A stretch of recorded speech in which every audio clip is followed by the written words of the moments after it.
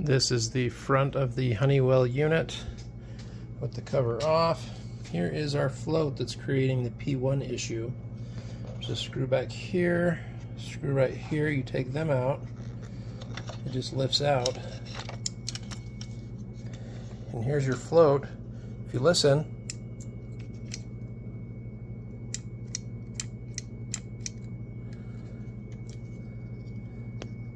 there's a little lever right there.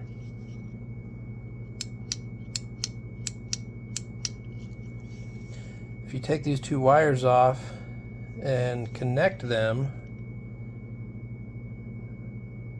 or disconnect them, one of the two, that switch is doing that.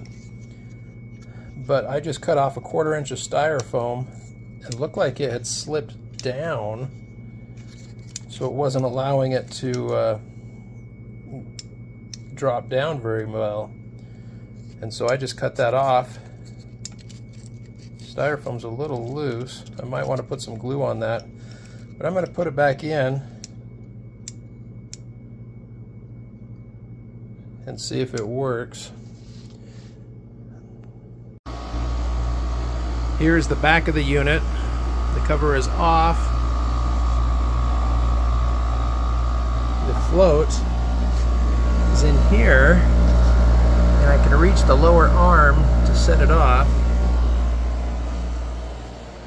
Unit is running. Cold air out the top, hot air out the back. We're going to see if the sensor works now.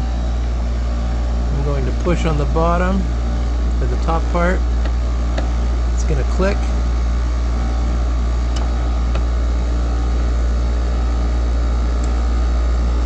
I push on the bottom and it raises that float.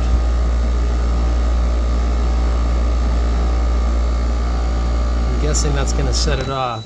There it goes. P1 error code. If I release the float,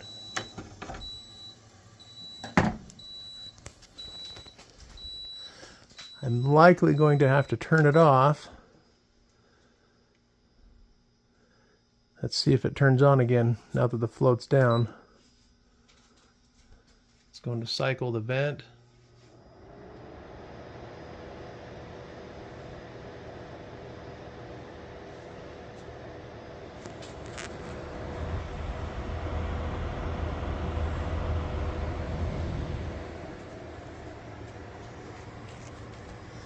That float should be down because I'm not touching it.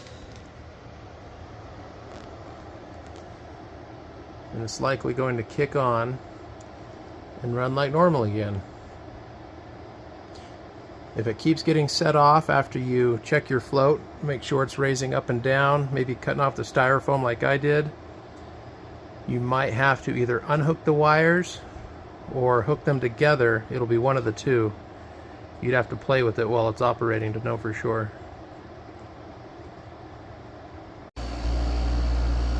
Okay, I shut it off and then turned it back on for about 5 minutes, or I shut it off for 5 minutes, then turned it back on, and it kicked right on. So, next test is, will it run more than a few hours without shutting off again? I'm thinking it will. If not, I'm probably going to just drill a 1 to 2 inch hole right here with the hole saw, because you can see there's nothing there. So I would just cut a hole literally right here, about 6 inches over, and that way you can access those wires. If you didn't want to mess with the cover, that would be the easiest way to unplug the wires. Either have them unattached or hook them together to bypass that float. You have to get these screws off by removing the back cover. It has a bunch of screws and you have to lift it up. You lift it up to get the case off. It's got little hooks that go down in. You can see here. When you lift it up, those come out. So we'll put it back together and should be good. $500 saved.